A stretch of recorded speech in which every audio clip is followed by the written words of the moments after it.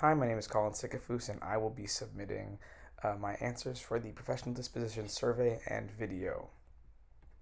All right, so here we go. The first question is, what disposition do you need to work on to grow as an educator? As a new educator, I'm in my fifth year teaching. I'm constantly working on being more intentional with reflection, taking time to really look back on what's working and what's not, as opposed to just noting them down for now and promising myself to go back to them later. I personally suffer from ADHD, so that is a huge problem for me where I will write something down or I'll put a task off for later and it'll be in a nice, neat little pile, but I never truly get around to it, so I'm trying to hold myself more accountable for that. I also want to be a stronger advocate.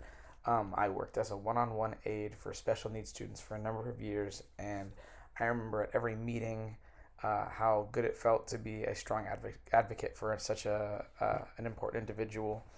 And I believe that as I've gone on in my teaching experience, that I've definitely lost the ability to advocate for a larger group as I could for an individual because I was so focused. So that is a nice point that I'd like to grow on as an educator.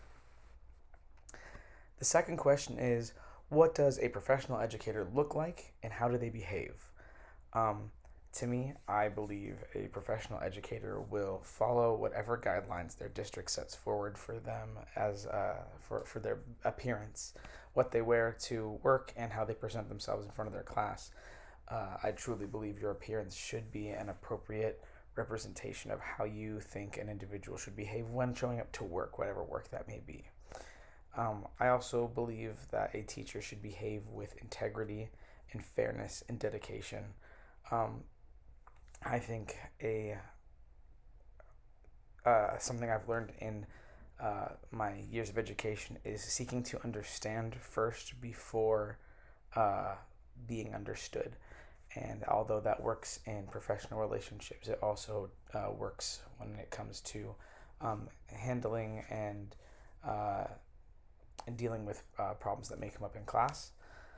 I also believe that a teacher, when it comes to behavior, should also continue their education. I believe it's hard to pass off a love for education when you yourself say things like, "Oh, I'm so glad I'm out of school." Um, I pride myself on being a lifelong learner and choosing to continue my learning as I've gotten older.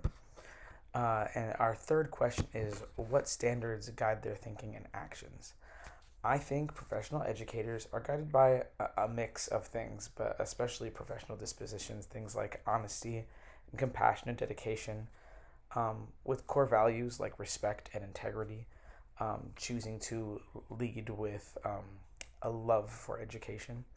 And I think they are what shape how we teach and how we interact with our fellow teachers and our administrators and our peers, and the way we make good decisions for our students. Thank you so much.